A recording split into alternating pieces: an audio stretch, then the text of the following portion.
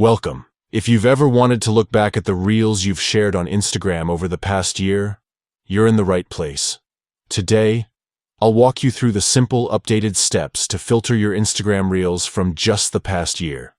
Whether you're searching for a specific memory or just want to see your yearly highlights, this guide will make it easy. Let's get started. First, open the Instagram app on your phone. Make sure you're logged into the account where you want to check your reels. Once you're in, head over to your profile by tapping your profile picture at the bottom right corner of the screen. Now that you're on your profile, look to the top right and tap the menu icon, the three horizontal lines, also known as the hamburger menu. This will open up a list of options for managing your account. From here, tap on Your Activity. This section is where Instagram keeps track of everything you've done on the app, from posts and stories to comments and, of course, reels. Next, under the Content You Shared section, tap on Reels. This will show you all the reels you've ever posted from your account.